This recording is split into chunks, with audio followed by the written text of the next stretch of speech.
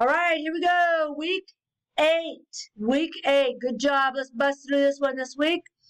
We're talking about pretrial motions, hearings, and plea negotiations. Plea negotiations. So the introduction states prior to the trial, motions are filed with a judge. Whatever motion that they're going to contend in court, they will file them before they talk with a judge. Accompanying the motions will be an affidavit setting forth the reason the judge should take the action requested.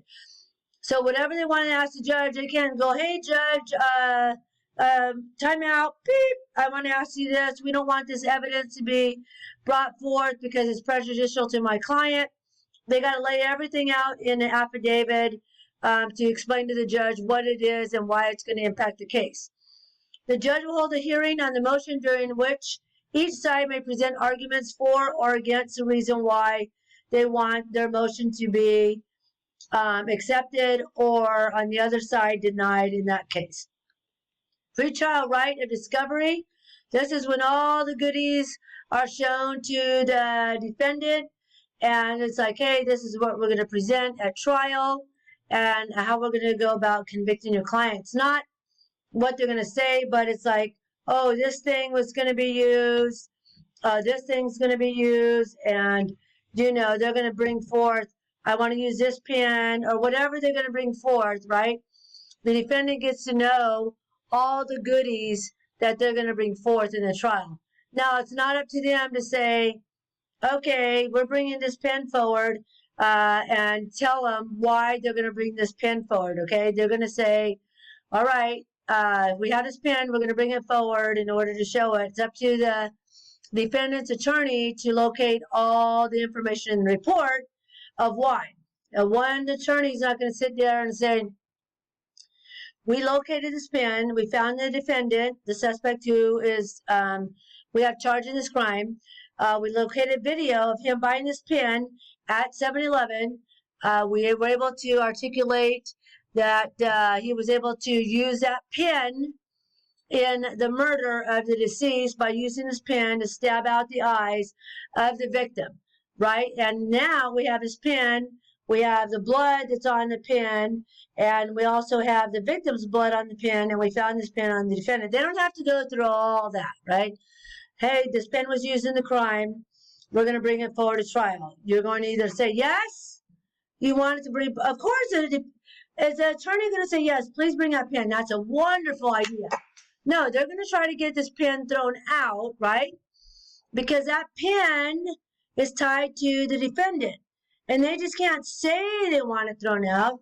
Their affidavit's going to state that the pen was obtained illegally, that the pen cannot be brought to trial because the officers went willy-nilly and didn't get a search warrant for the defendant's house where they located the pen. So if the officers did go willy-nilly and did not do it correctly and violated the Fourth Amendment right of the Constitution, this pen is gone. There goes all your evidence from the crime is now gone, okay? Now wind out for that suspect to be tied to the crime, okay? So my pen went flying out, so I had to go get it, okay? The right of the pretrial discovery was created primarily for the defendant's benefit. So everything is on the defendant. Why? Because we live in this great country called America, right? Everybody's innocent until proven guilty. Even the idiots who are stupid enough to photograph themselves doing it, videotape themselves doing it, whatever they're going to do. Even though you got the video, you show the video, there's the defendant, there's the victim of the crime. They still have the right to have all the rights imposed, and everybody's innocent until proven guilty, because if anybody does something wrong in order to get there and find that evidence, it cannot be used against them. All right, denial of the rights during discovery. A few states have not granted the right of pretrial discovery to the defendant in criminal matters, right? So they are denying the right for discovery, only a few states. California is not one of them. California is they want to know all the information up front. In states where the right of the pretrial discovery is not recognized, the defendant must rely on the preliminary hearing which is applicable for any assistance received in the case preparation. All right. So for your case study here, I want you guys to tell me what states, there are only a few, that have not granted the right of pretrial discovery to the defendant, and the only time they can get the information that's going to be used against them is at the pretrial. So there can be stuff out there under these states that exonerate, find the defendant innocent, and they're not going to bring in a trial, so they will ramrod the case through, and it's all illegal. All right, under Brady versus Maryland doctrine, Brady requires the disclosure of exculpatory evidence, meaning they'll find the evidence that they have at hand to prove the innocence of the defendant, which the government is aware of and which is in its control or custody. They got to give everything that they have, right? The Brady doctrine is not absolute. What 3 things did you learn from the book regarding Brady versus Maryland? So again, Brady versus Maryland from the book. I want you to explain your understanding. I do not need copy and paste. I want you to say, don't use my words exactly, use your words, right? It's my opinion from Brady versus Maryland, the reason why that's necessary to disclose all the exculpatory evidence is, and I want blah, blah, blah, blah, blah, blah, whatever you're going to tell me in order to find this, satisfy the requirements for this assignment, okay? Motion to suppress evidence. I want you to watch this under the exclusionary rule. I just talked about it a couple slides ago. The inadmissibility of unlawfully obtained evidence is known as the exclusionary rule. So even though, like, you got this wonderful pen, it's got the DNA of the victim, it's got the DNA of the suspect, you can show that the suspect brought this pen the date and time. If you obtained it illegally, there it goes. Exclusionary rule applies. Evidence is excluded, okay? Since that decision, much use has been made of the motion to suppress evidence. Why? Because the more that the defendant's attorney can suppress the evidence, the more likely they're going to be released from having to go to trial or being found guilty of the crime, okay?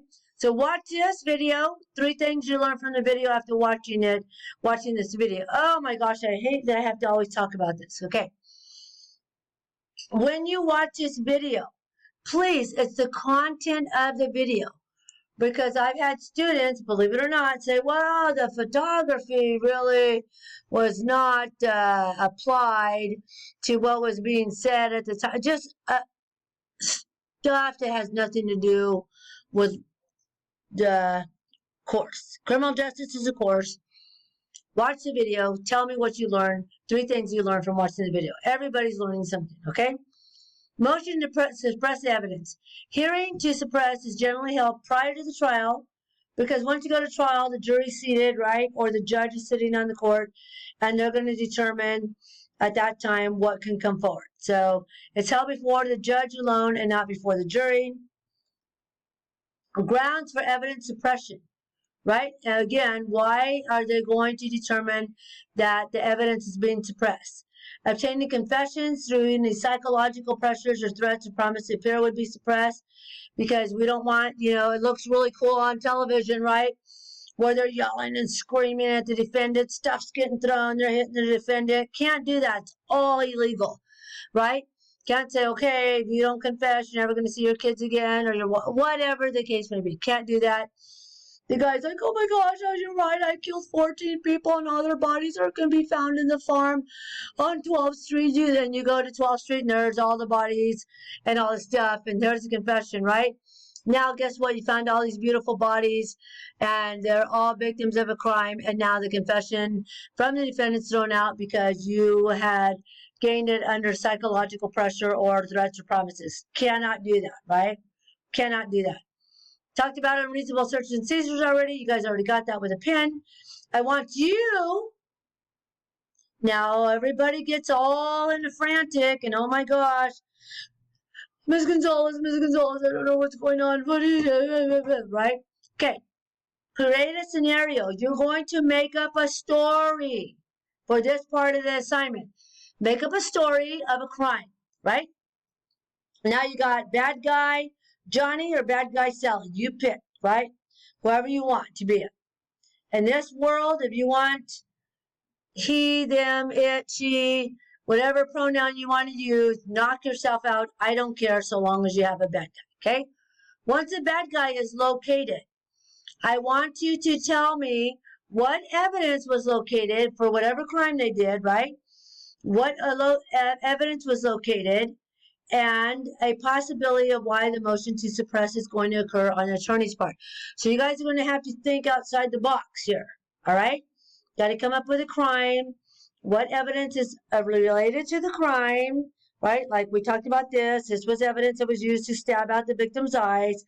You found it, and maybe they're going to suppress it because when the officers found it, they did not have a search warrant at the time. So you're going to argue for the defendant why you're going to suppress that evidence and the reason why. Okay, I don't want this big dissertation where now I got 20 pages, right?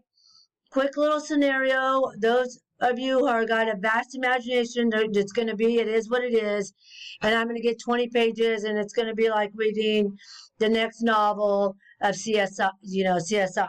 All right, so knock yourself out on that.